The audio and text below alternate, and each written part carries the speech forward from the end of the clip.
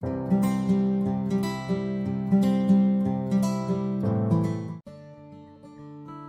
a todos, este es el video correspondiente al capítulo 4 del libro de Salud Pública y Comunidad en relación al tema de situación y tendencias demográficas en México y el mundo, a cargo de un servidor, Daniel Alvarado, y mi compañera. Me presento, soy Laura Levario Jaramillo, instructores del Departamento de Salud Pública y Comunidad. Entonces, vamos a comenzar.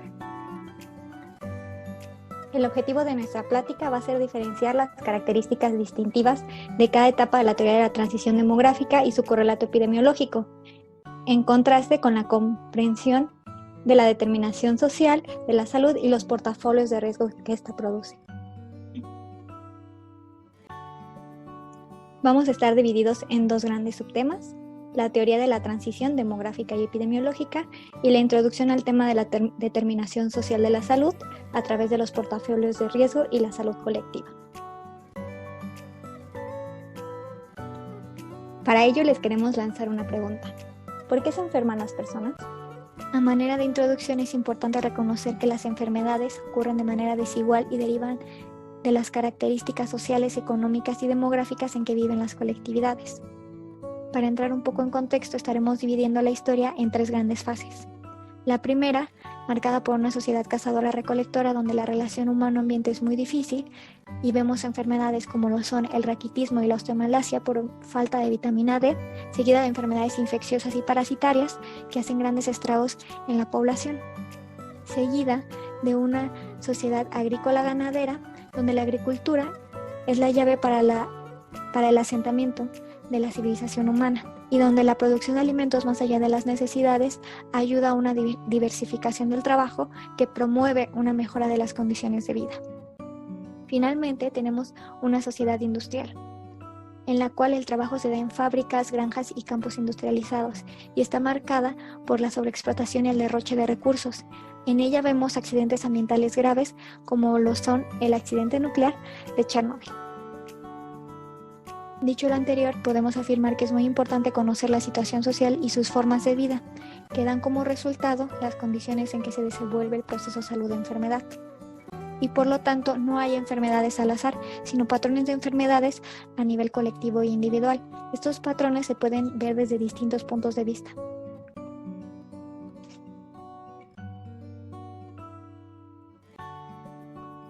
Uno de ellos es la causalidad, que de acuerdo a Rodman obedece a la interacción por parte de un individuo con un ambiente externo, el cual tiene que contener un factor que actúe como causa para propiciar la enfermedad.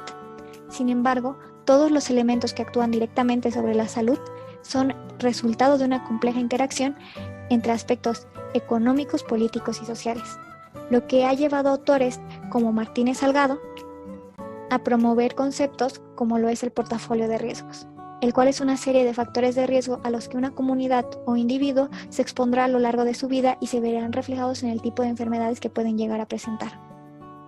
El portafolio de riesgos solo se puede modificar cuando los patrones de producción y consumo cambien.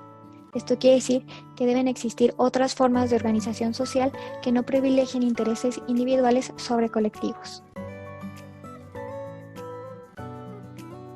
Vamos a empezar a hablar sobre las teorías de transición epidemiológica y para ello tenemos que empezar hablando del crecimiento y envejecimiento de la población. Lo más importante es que los cambios en la composición de edades determinan y son determinados por el perfil epidemiológico de morbilidad y mortalidad de un país.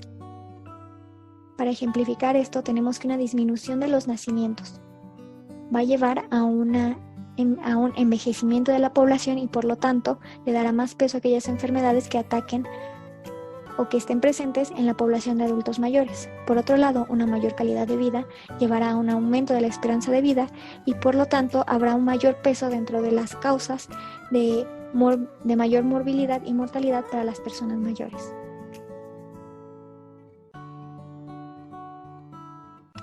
Y entonces empecemos a hablar propiamente de la teoría de la transición epidemiológica propuesta por Abdel Omram en 1971. Él nos dice que la mortalidad es un factor clave o fundamental en la dinámica de una población y concibe esta a través de una teoría de ciclos de la población donde hay crecimientos y caídas de la misma.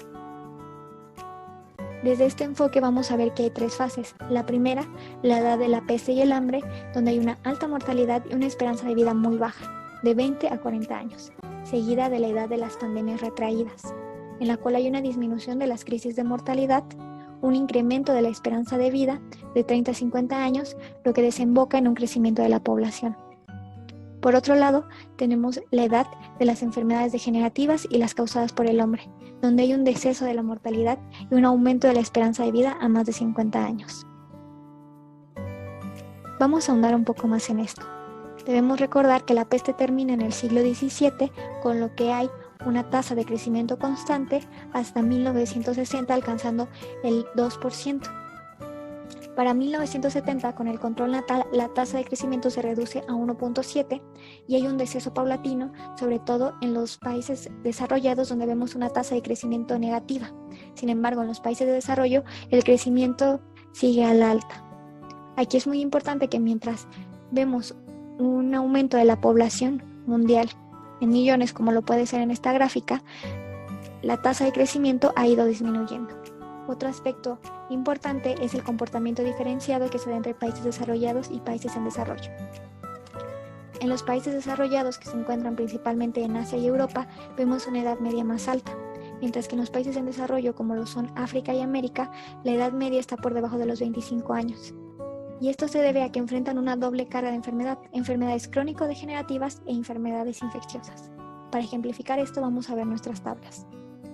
Recordando un poco de la tasa de crecimiento mundial, nosotros podemos ver que Japón, que es un país asiático y un país desarrollado, empieza a tener una tasa de crecimiento negativa. Francia, que es un país europeo, está teniendo una tasa de crecimiento dentro del marco del 2005 al 2010 del 1.5, lo cual es una quinta parte de un país como Kenia y es la mitad de un país como Brasil. Seguido de la tabla de la edad media en el 2005, en el cual vemos que Kenia no alcanza los 20 años, pero Francia está por alcanzar los 40, mientras que México se mantiene en una edad de entre los 20 y los 30 años. Hablemos un poco más de México. Para ello hay que ver las proyecciones de la población. En 1970, la pirámide de la población tenía forma de triángulo, por lo tanto había un predominio de población infantil y juvenil. Para el 2005, esta pirámide se encontraba abultada del centro y con un estrechamiento en la base, por lo cual había disminuido la población infantil y aumentado el número de personas jóvenes y en edad laboral. Actualmente las tasas de fecundidad son cercanas o por debajo del reemplazo, junto con un continuo incremento de la esperanza de vida, lo que indica un proceso de envejecimiento demográfico, el cual tocaremos más adelante. Por supuesto que lo ideal es seguir teniendo una mayor esperanza de vida y una mejor calidad de la misma. Sin embargo, hay problemáticas relacionadas con el incremento de edad. Estas son las discapacidades físicas, las enfermedades crónico-degenerativas y los cambios en los patrones de morbilidad que enfrentan estas personas. El aumento en la esperanza de vida representa un avance para la humanidad y se debe a la mejora de condiciones de vida y el desarrollo tecnológico. Sin embargo, representa un reto que requiere la elaboración de políticas que contribuyan a mantener los niveles de seguridad social y económico de la población. Ahora hablemos sobre la teoría de la transición demográfica propuesta por Warren Thompson. Él nos dice que hay una sociedad preindustrial la cual tiene que pasar por 4 fases antes de convertirse en una sociedad postindustrial. La primera de estas fases es el antiguo régimen demográfico, que va desde el origen de la humanidad hasta el siglo XVIII, con altas tasas de natalidad y mortalidad. Los factores claves en esta fase son las condiciones de vida deficientes que involucraban una mala alimentación, una deficiente higiene y sanidad y la presencia de epidemias y guerra. La segunda fase es el comienzo de la transición y el crecimiento, y se ve marcada por un crecimiento económico y un avance en las diferentes áreas, como lo es la medicina, que propiciaron el aumento de la esperanza de vida, la disminución de la mortalidad y las altas tasas de natalidad. Finalmente llegamos a la tercera fase, que es el fin de la transición, en el cual vemos una promoción de las medidas de anticoncepción, una incorporación de la mujer a los lugares importantes dentro del mercado laboral y por lo tanto con su consecuente elevación en el nivel educativo, lo cual promueve un descenso en las tasas de natalidad y seguimos viendo bajas tasas de mortalidad. La siguiente fase Se caracteriza por la baja de tasas de natalidad y mortalidad que ocasiona una desaceleración del crecimiento de la población e inclusive un crecimiento nulo. Se presenta con un fenómeno denominado como envejecimiento demográfico. Hay una quinta fase propuesta por algunos autores que nos dice que la natalidad se mantiene en niveles bajos, pero la mortalidad registra un incremento pues la población se encuentra en edades avanzadas y se espera que ocurra un decremento trascendental en el tamaño de la población. En general, este modelo nos permite entender el crecimiento de la población en relación con la transformación de la sociedad y de sus características económicas y políticas, así como la explosión demográfica que se observa durante las fases tempranas. En resumen, el crecimiento de una población está determinado por dos factores: el aumento de la población, nacimientos y migraciones, y la disminución de la población, muertes y emigraciones. El crecimiento de una población se observa cuando el crecimiento natural y el saldo migratorio son positivos. El crecimiento demográfico se establece mediante la relación diferencial entre la natalidad y la mortalidad, más o menos el saldo migratorio, migraciones y emigraciones. Y ahora los dejo con mi compañero Dani. Ok, vamos a seguir con la segunda parte del video, que corresponde a subtemas como composición etaria y por sexo en cuanto al crecimiento poblacional, poblaciones rurales y urbanas, y desigualdades en las formas de vida y trabajo por clase, género y etnicidad. Para iniciar este tema es importante reconocer que a nivel mundial existen diversos factores que influyen en la composición de la población de un país a otro e incluso dentro del mismo país. Como podemos observar en esta gráfica, continentes como Asia y Europa representan las mayores cantidades poblacionales, a diferencia de África y Oceanía, que tienen menores porcentajes. Es conveniente reconocer que el 75% de la población se va a concentrar en países en vías de desarrollo y que los principales focos de concentración de la población va a ser Asia Oriental y Meridional, incluyendo Rusia, Europa y América del Norte. La distribución de la población mundial se puede distinguir también según su sexo en hombres y mujeres. Y vamos a ver que, por ejemplo, en el caso de África y Oceanía, la relación entre hombres y mujeres es muy homogénea, teniendo 1 a 1. En el caso de América y Europa, la relación es más hacia las mujeres, donde se tienen 100 por 95 hombres, y en el caso de Asia es lo contrario, en donde se tienen más hombres, 100 por 97 mujeres. Y la verdad es que también esta distribución no es causalidad, sino que se debe más a que en países de este continente se prefiere generalmente hijos varones en lugar de mujeres, y es por eso que el aborto se ha convertido en una práctica médica de uso común. Bien, el contexto en México no es ajeno a lo antes mencionado y podemos ver que en nuestro país ha existido un gran crecimiento en la población durante el siglo XXI. Tanto es así que se dice que la población pasó de 16.6 millones para 1930 hasta más de 100 millones para el año 2005. Esto a su vez se relaciona con un descenso en la mortalidad, mismo que permitió que la tasa de crecimiento aumentara a 0.7 para el año de 1930 y hasta 2.2 para el año de 1950. En cuanto a este crecimiento poblacional en el país, se pueden distinguir ciertas fechas donde la tasa de crecimiento aumentó de manera importante. La primera es 1970, en donde ocurrió fenómenos importantes como es el descenso en la mortalidad y un aumento en la fecundidad que condicionaron a que la tasa de crecimiento se elevara hasta el 3%. Y bueno, en consecuencia la población alcanzó 48.2 millones de habitantes, y es por eso que se consideró pertinente la introducción de programas de planificación familiar en los que se incluía la utilización de métodos anticonceptivos. Para el año de 1990, el crecimiento poblacional continuó y la tasa de crecimiento se elevó a 1.8% y para el año 2000 hasta 1.4%. Bien, los cambios que se dan en la tasa de fecundidad y en la tasa de mortalidad, evidentemente van a condicionar a que la composición por grupos de edad cambie. Y por esto se espera que por lo menos hasta el año 2050 el crecimiento sea en relación de los países en vías de desarrollo. Sin embargo, es importante reconocer que esto puede traer grandes complicaciones, no solamente sociales, sino también económicas, si se considera que más del 80% de la población se va a encontrar en países en vías de desarrollo donde no se ha logrado erradicar de manera eficaz la pobreza y que por lo tanto padecen rezagos en educación, en alimentación y en materia de salud. La distribución de la población también la podemos organizar de acuerdo a ingresos bajos o ingresos altos, o si ustedes lo prefieren, a países en vías de desarrollo y a países evidentemente desarrollados.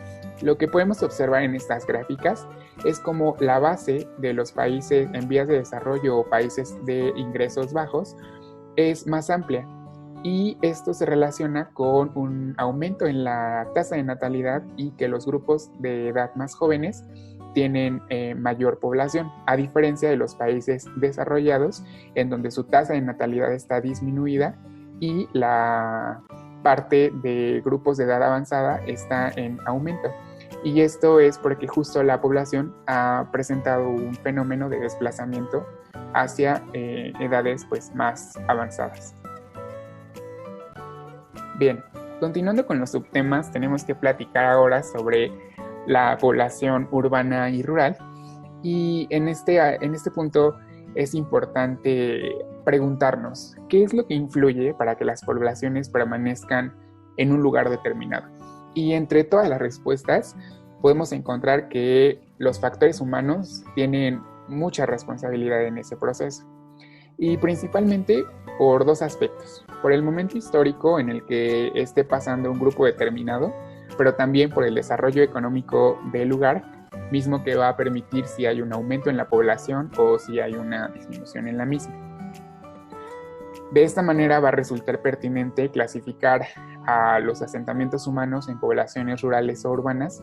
Sin embargo, también es importante tener en cuenta que no existe un consenso general sobre los límites entre uno y otro, y que la mayoría de los países se basan en la cantidad de habitantes que tiene una determinada región geográfica, para clasificarlo.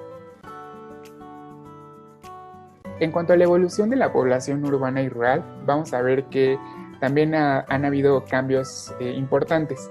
Si nos citamos en esta gráfica, vemos que para 1950 el punto más alto corresponde a población que se concentraba en zonas rurales y que poco a poco se fueron desplazando hacia zonas urbanas. Y la verdad es que esto tampoco es causalidad, sino que se relaciona más a que se buscan mejores oportunidades económicas y también a que se prevé el movimiento hacia un entorno en donde se posean mejores condiciones de vida, ya sea de manera real o aparente.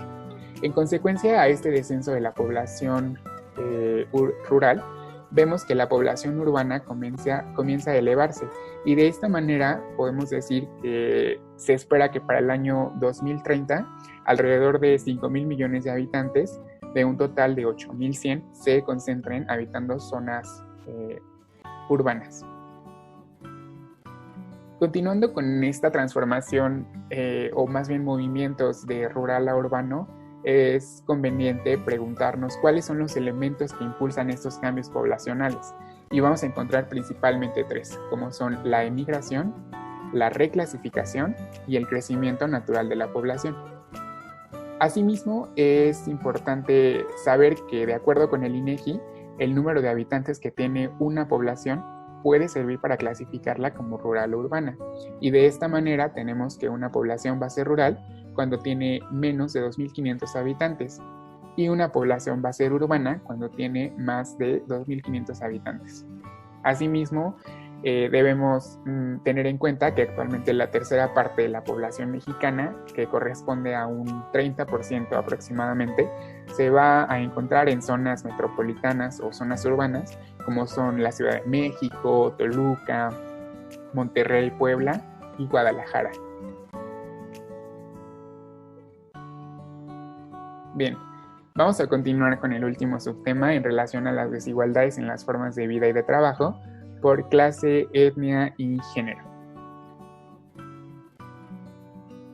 En este punto es importante recordar lo establecido en sus clases de salud pública en cuanto a los modelos de salud e enfermedad, pero también a lo que se ha estado trabajando en los videos anteriores a este, donde mencionábamos que la salud y la enfermedad son un conjunto que no se pueden estudiar de manera aislada o de forma separada. Y donde también decíamos que estas pues, son determinadas por las formas de vida socialmente construidas, mismas que se van a componer por principalmente las condiciones de vida que corresponde a lo macro o a lo inherente de los individuos, como son las condiciones de trabajo, de bienes, de educación y de acceso a la atención de la salud, pero también de los estilos de vida. Lo importante aquí es saber que las desigualdades entre las formas de vida de una población y otra se pueden expresar de diferentes maneras. Y unas de estas puede ser, por ejemplo, con las actividades que se llevan a cabo dentro de una familia o una comunidad, pero también con el nivel de desarrollo alcanzado hasta ese momento en el entorno.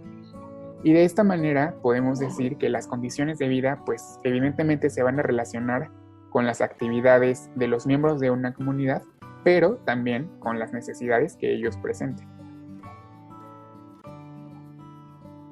Con la intención de medir las formas de vida, se establecen estas dimensiones para dar cuenta de la situación de un país, una entidad o una comunidad.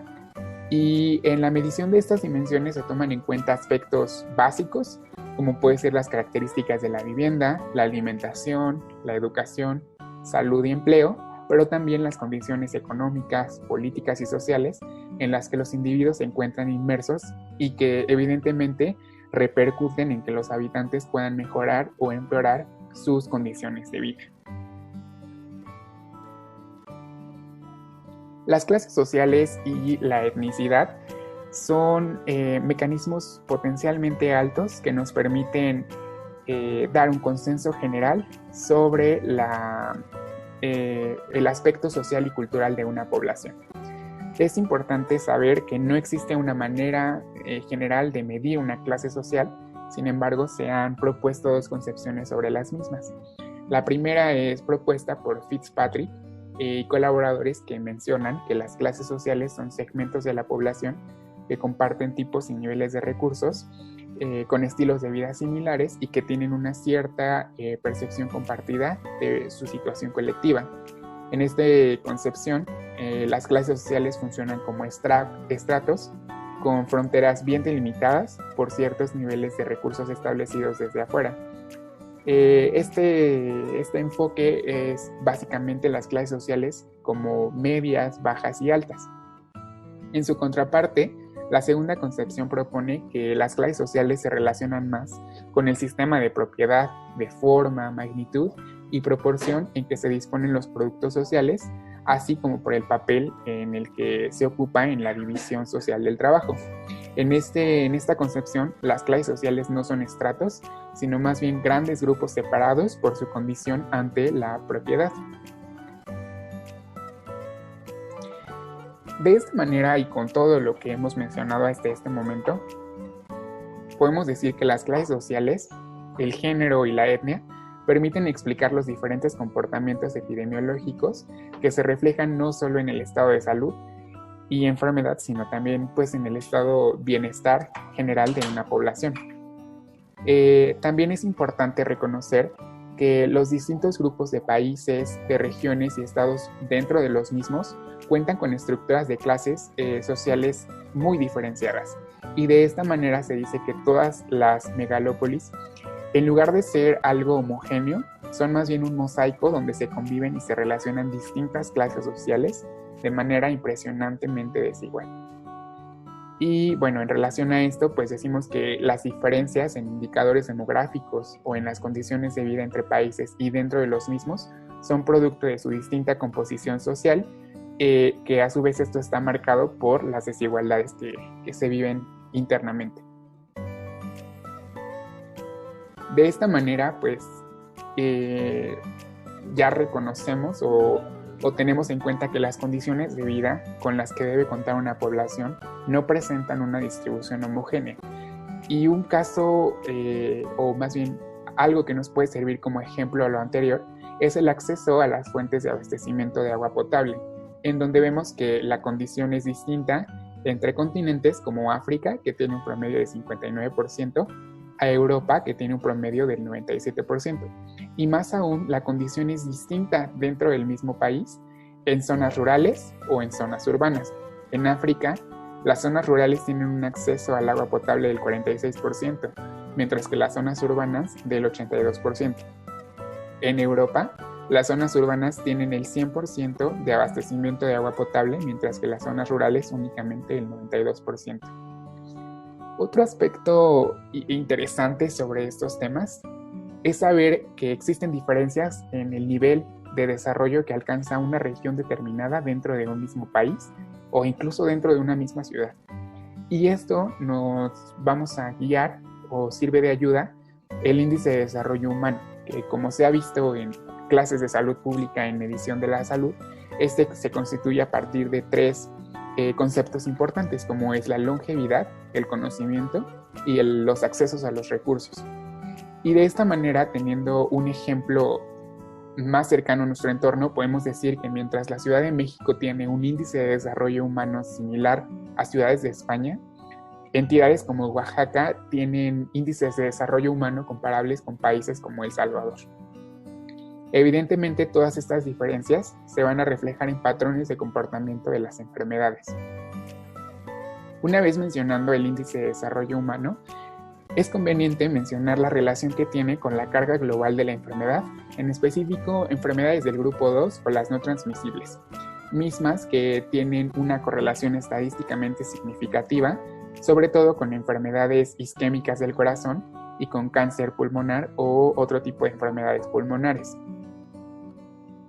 Bien, en conclusión y en la actualidad de estos temas, resulta conveniente reconocer que en México más del 50% de la población vive en condiciones de pobreza. Y esto se relaciona con una pérdida del poder adquisitivo en casi el 80% de la población. También tener en cuenta que las políticas de corte neoliberal implementadas en el país han repercutido en que el derecho a la salud no se cumpla del todo y sobre todo que haya deficiencias en materia de salud y en materia social. Y finalmente que las diferencias en las condiciones de vida no son una causalidad, sino que más bien se relacionan con las formas de organización socialmente establecidas o estructuradas. Muchas gracias por ver el video, por compartir con nosotros este tiempo y este tema muy interesante. Les dejamos el contacto, nuestro contacto por cualquier comentario o duda que lleguen a tener y pues muchas gracias.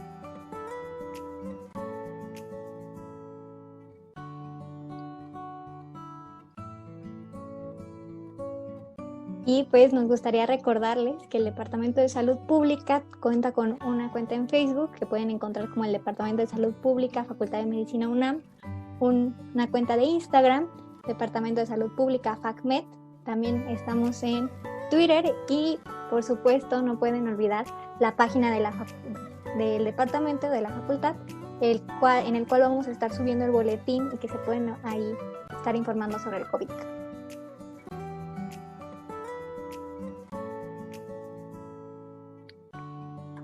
Y pues buscamos una lista de canciones para despertar porque sabemos que ser estudiante de medicina es muy difícil a veces. Esta canción la sacamos de las 20 mejores canciones para despertar según Spotify y La Ciencia, una nota publicada por la BBC. Y les dejamos nuestros dos favoritos, que en mi caso es Another One by the Dolls, de Queen. Y bueno, la mía es Ain't Nobody, pero pues igual pueden revisar toda la lista y pues creo que ya sería todo. Muchísimas gracias. Cuídense.